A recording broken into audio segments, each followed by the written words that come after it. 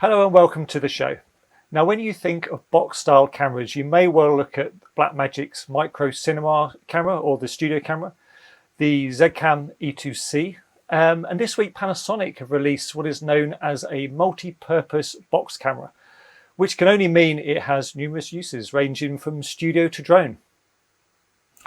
Yeah, to tell us more, we'd like to welcome a man with 35 years of industry experience. He's a friendly and familiar face at IBC and NAB, so we expect his wife must be really quite fed up with him hanging around this year.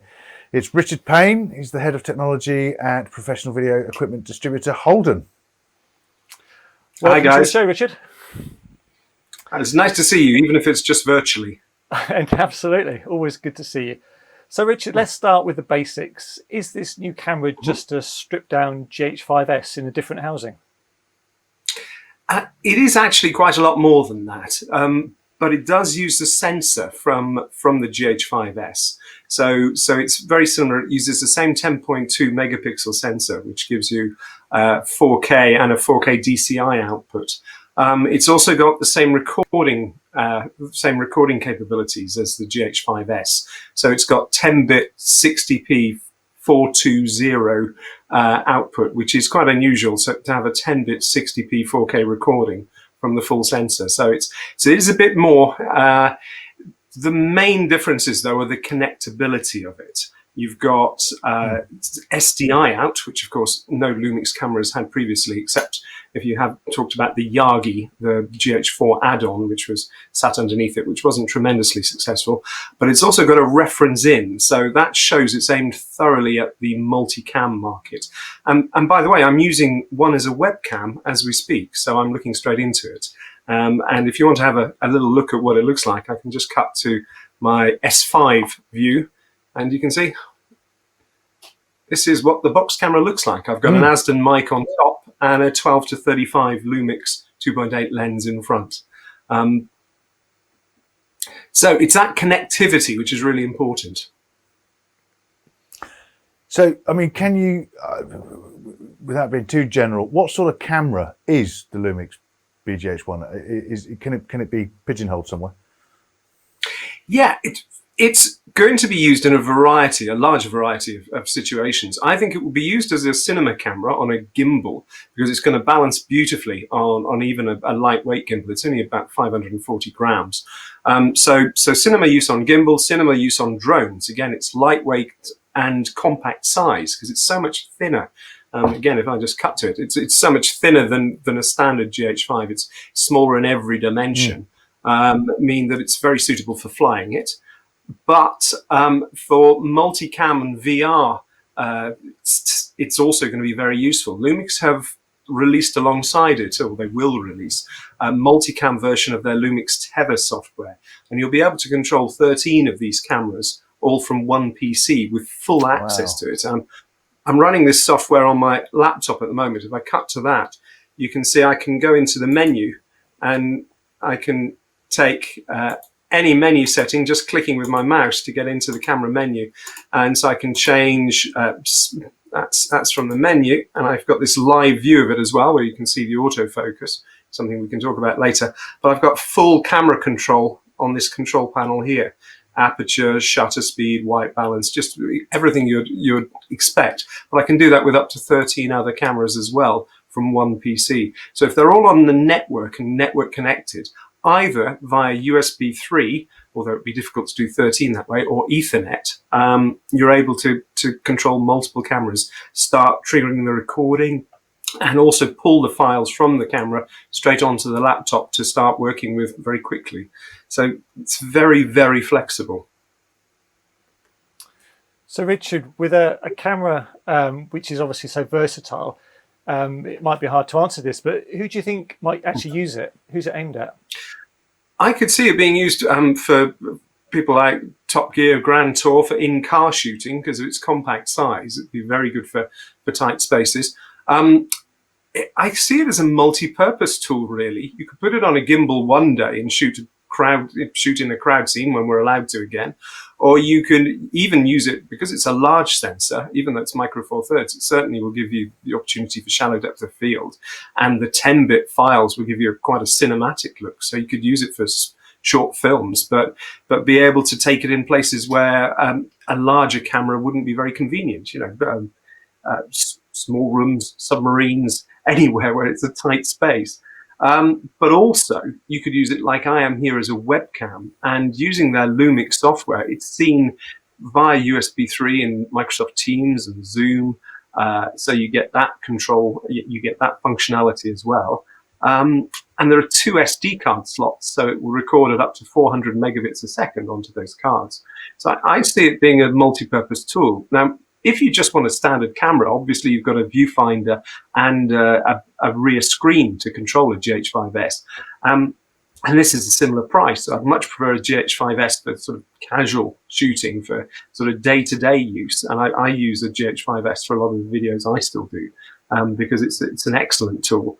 But the addition of SDI out and reference in means in a multi-camera scenario, you get these features which I don't think we've ever seen before at under £2,000. So it really is hitting a sweet spot in the market as an incredibly flexible tool. So you mentioned that it's pretty much a GH5S remodeled. Now that had some pretty impressive autofocus abilities, but this camera, there's been a bit of time between the 5S and this camera coming out. How does the autofocus in this camera differ from any previous cameras? Panasonic have always relied on a contrast-based autofocus system, which traditionally has been a little less, it's been a bit unfavorably received by the market. It's actually very good for stills. It's very sharp for stills, but for video, it did suffer from an occasional hunting problem where it would change to the background. Now, because they've got a new processor in this box camera compared with the 5S, they brought the new improved autofocus system from the S5, which is significantly improved over previous generations. It looks the same, but it's been rewritten from the ground up. So we're seeing much better autofocus with the GH5. Sorry, with the S5, and we're seeing the same improvements on the box camera as well, on the BGH1. So the BGH1 has got the new autofocus system. Now this will be rolled out to the S1H and other Panasonic cameras in the future. Whether they can backdate it to work on a GH5S, I don't know. You may need the significant processor improvement in order to do the better autofocus. But certainly we're seeing really good, really reliable autofocus from this new system. Now, Richard, a hot topic, and excuse the pun, with heat build-up has been spread around the forums recently. But I believe the BGH1 has a new heat dispersion system. Can you tell us about that? Well, basically, it's got a fan. I think that's probably it's in a magnesium housing, so obviously it's easier to dissipate heat in a square box than it is in a normal camera shape, and also not having the viewfinder and the screen, that prevents a bit of heat buildup. But they've got in fact, I haven't seen any fan settings like this on any camera other than the Vericam. They've got a sophisticated menu for controlling the fan, which will allow you to have it running slowly or running just when it's needed, or high or medium if you're in a really hot area, if you're in the desert.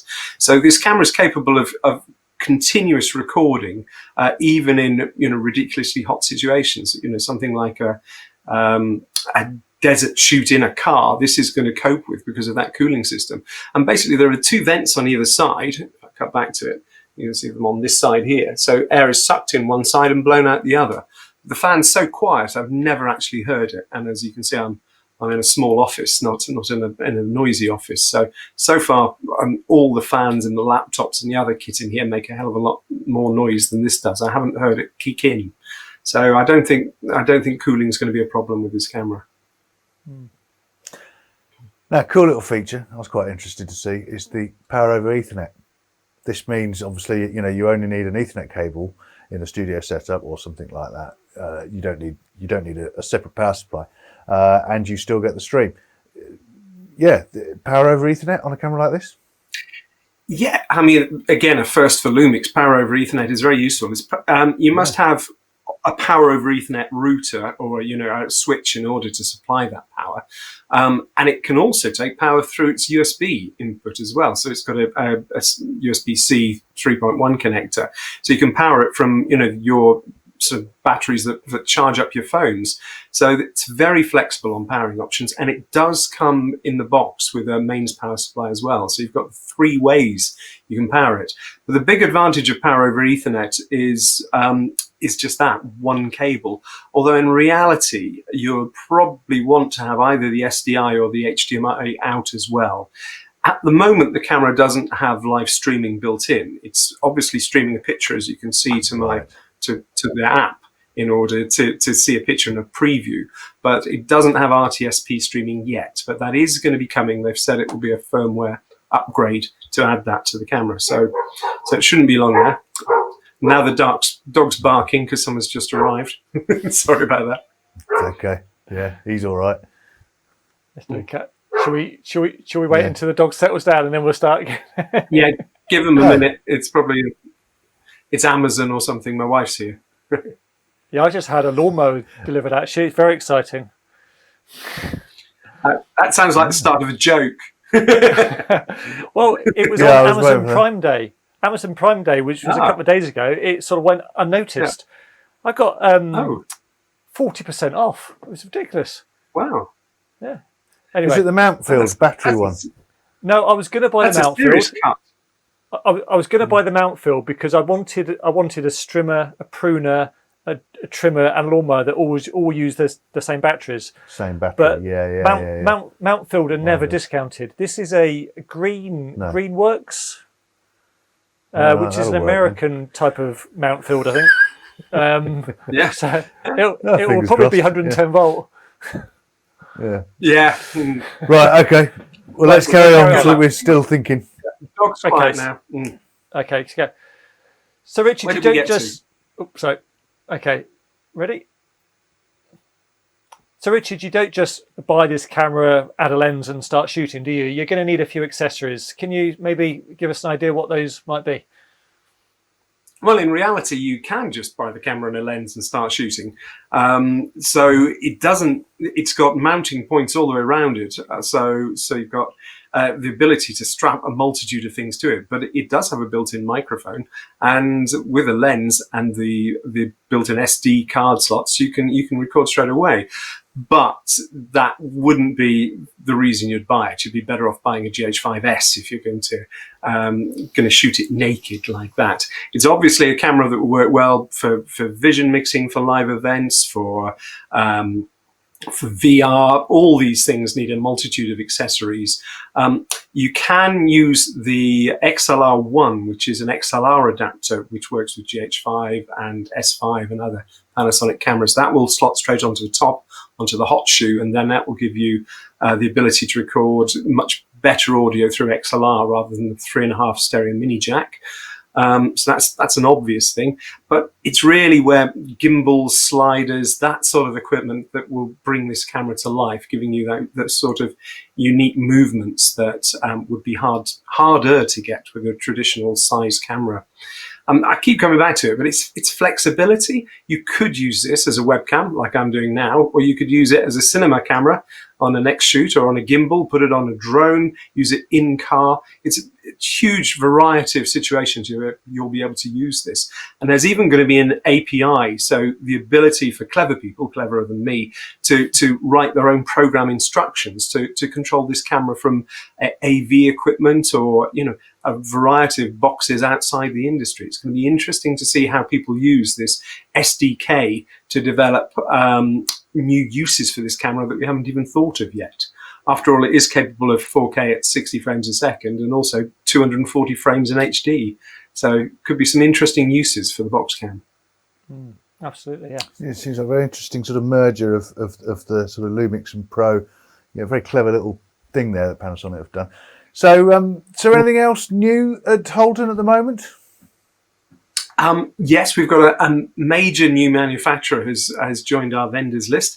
we're working with Bird Dog. So we've got some NDI tools, some NDI cameras, and this is full NDI, not the NDI HX that tends to be built into PTZ cameras. This is the broadcast quality 422 10-bit, great quality stuff. So Bird Dog also make converters, and this is something which we see linking with the Panasonic box cam. If we put a flex converter on back from Bird Dog, which is about the size of a credit card, but a bit thicker, this will give you full NDI out of the camera, which will be interesting because it will let us do a 422 output from this one single cable. So suddenly we'll be able to connect these up. And whereas, as I said before, without NDI, we'll be looking to use an SDI or an HDMI output. With NDI Bird Dog converter, we can get a full broadcast signal out of it, very low latency, over a standard network. Could make some very interesting workflows with those.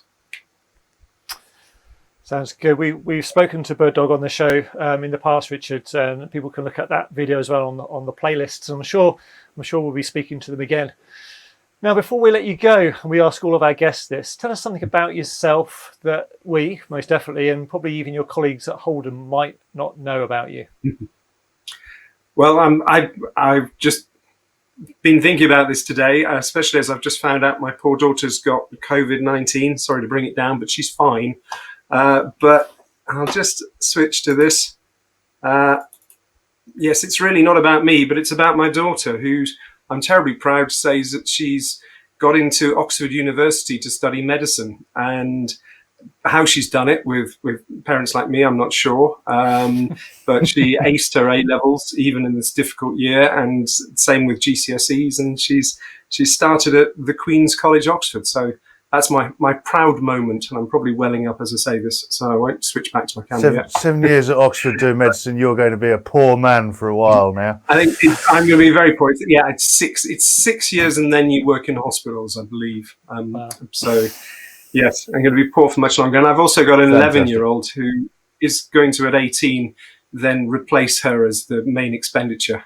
So I'm going to be poor for the rest of my working life. Yes. Well, thank you very much for coming in, and thanks for watching today, everybody. Thanks, Richard from Holden. And don't forget to see all of our interviews and kit reviews. Then head over to KitPlus TV, which is brought to you with the support of Mediaproxy, and you can find out more about them at mediaproxy.com. Thanks for coming.